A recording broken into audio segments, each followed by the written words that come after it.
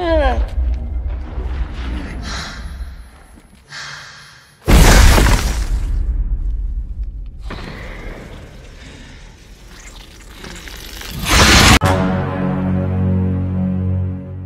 awal film kita diperlihatkan suasana kru kapal yang sedang berlayar di lautan pasir yang disebut dunia baru. Para kru sedang mengemban misi, entah apa misinya. Tiba-tiba awak kapal tersebut diserang monster yang menyebabkan tewas dan hilangnya beberapa kru kapal, termasuk Mas Ganteng ini. Kita sebut saja Mas Paijo. Gua nggak tahu namanya siapa. Di scan lain yang disebut dunia saat ini, tentara PBB Persatuan Bangsa-Bangsa sedang menyelidiki keberadaan tim Bravo yang hilang secara misterius di padang savana. Saat sedang menyusuri TKP, tentara PBB melihat mereka unik dan aneh, tapi mereka mengabaikannya dan tetap menyelidiki keberadaan rekannya, yaitu tim Bravo. Di TKP, Link menemukan jejak ban terakhir hilangnya rekan mereka. Saat mencari kesimpulan rekannya yang hilang, tiba-tiba dari kejauhan badai pasir aneh petir biru dengan simbol-simbol aneh datang dan menelan seluruh kru tentara PBB.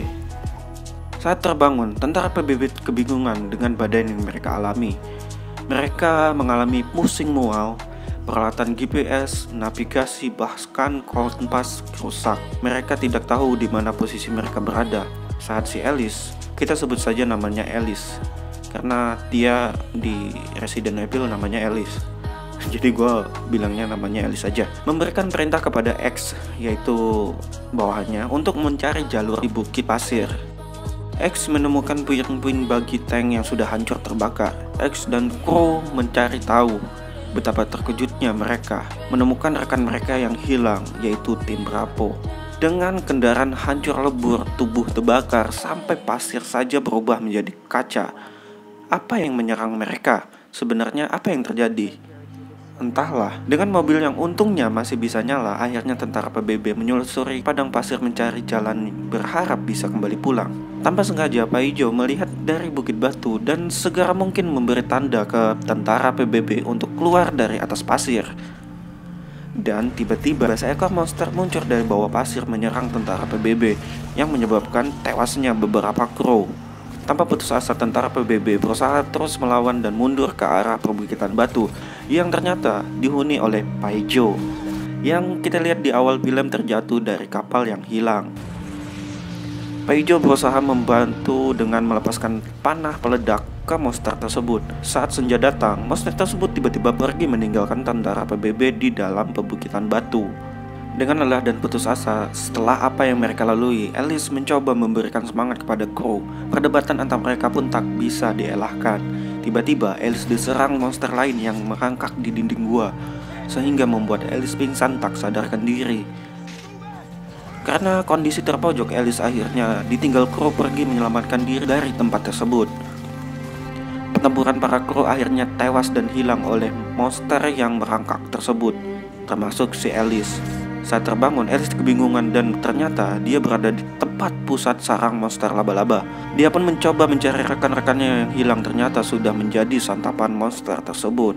Sambil mengambil peralatan yang masih bisa dipakai, dia berjalan menelusuri pusat sarang mencoba mencari jalan keluar. Sempat beberapa kali diserang monster laba-laba, akhirnya Alice pun bisa keluar melalui cerobong sarang monster tersebut. Monster laba-laba tersebut tidak bisa menyampai Alice di luar karena tidak tahan dengan cahaya matahari. Alice mencoba menyusuri area perbukitan batu dan melempar batu ke lautan pasir dan mengetahui lautan pasir tersebut mempunyai penghuni monster. Setelah keputusasaan lapar haus, tibalah di bangkai kapal yang tidak diketahui pemiliknya. Saat menyusuri kapal, tiba-tiba datanglah Paijo. Karena kurang salah paham, pertarungan pun tidak bisa dielakkan. Karena kalah fisik diakibatkan haus, lapar, mulai capek, Alice akhirnya kalah dan menjadi tawanan si Paijo.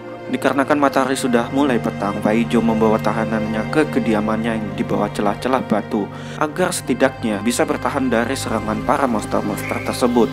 Malam pun berlalu, Alice pun tidak mau mengambil pusing dengan pertengkaran salah paham tersebut dan memilih untuk tidur. Ketika Paijo sedang kusuk berdoa, Alice mencoba memotong ikatan tali di tangannya. Dan keesokan harinya pun tiba. Pak Ijo terbangun duluan dan memeriksa tawanannya masih pada tempatnya dan keluar rumah memastikan kondisi tower menara yang menjadi penyebab munculnya monster-monster ini. Saat kembali lagi ke rumah Pak Ijo, kembali diserang oleh Alice yang sudah melepaskan ikatannya. Pertarungan kembali dilakukan. Akibat pertarungan tersebut, mereka terjatuh ke jurang yang mengakibatkan Pak Ijo hampir dibangsa oleh para monster-monster. Tapi beruntungnya diselamatkan oleh Alice. Setelah penyelamatan tersebut, Alice tidak ingin melanjutkan pertarungan salah paham ini dengan memberikan Pak Ijo coklat. Pak Ijo pun menerimanya. Mereka pun menjadi rekan bersama mencari jalan keluar dari perbukitan batu, mencari cara untuk mengalahkan Diablos, julukan untuk monster yang berenang-renang di lautan pasir. Sampai suatu ketika, Pak Ijo mencari-cari cara untuk mengalahkan Diablos dengan cara membiusnya dengan racun Nisila. Nisila adalah monster laba-laba yang menyerang para kru tentara PBB. Tapi bagaimana cara mendapatkan racun Nisila? Alice lah yang menjadi umpan. Ketika hampir petang, Alice yang sedang bersiaga menjadi umpan di ladang Nisila akhirnya dikejar oleh Nisila.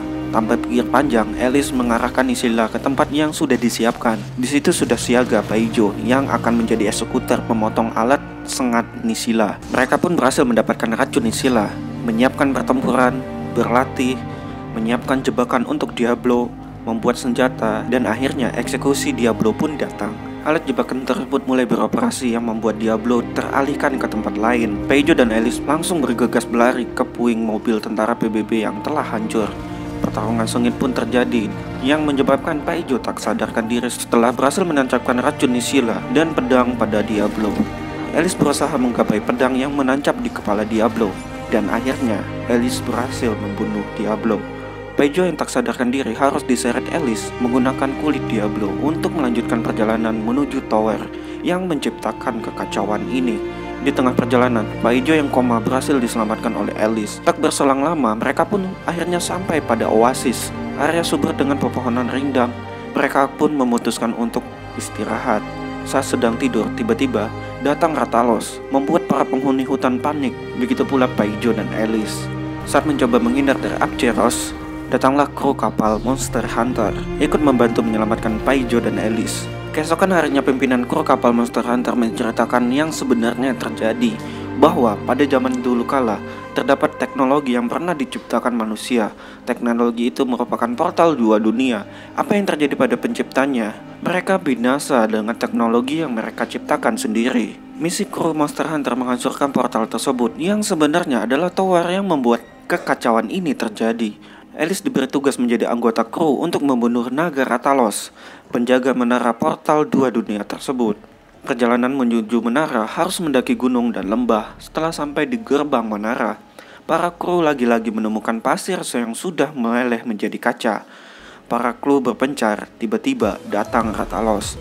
Pertempuran sengit Monster Hunter versus Rathalos pun terjadi, sehingga membuat Alice terjatuh ke portal dua dunia dan kembali ke dunia saat ini. Dengan sigap rekan tentara PBB menjemput Alice dengan sedikit kebingungan dengan baju yang Alice gunakan. Rekan-rekan tentara PBB membawa pergi dari TKP menggunakan pesawat. Saat akan lepas landas, tiba-tiba Rathalos datang menghancurkan pesawat dan kendaraan militer sampai tak tersisa. Beruntung, Alice berhasil selamat dan bangkit melawan. Seperti yang dikatakan pimpinan kru kapal, titik kelemahan tenaga Rathalos berada saat sebelum semburan api. Akhirnya, Alice berhasil meledakkan sumber api pada naga Rathalos. Sayangnya, itu tidak membuat naga Rathalos mati. Dengan keputusasaan di dunia saat ini, tiba-tiba Pak Ijo datang dari dimensi lain. Pertarungan pun sengit kembali. Naga penjaga menara Rathalos pun akhirnya mati setelah Pak Ijo berhasil meledakkan leher naga Rathalos. Pertempuran pun berakhir, tapi menara masih aktif. Para kru Monster Hunter bersatu kembali. Pertempuran melawan monster dimulai lagi dan tamat.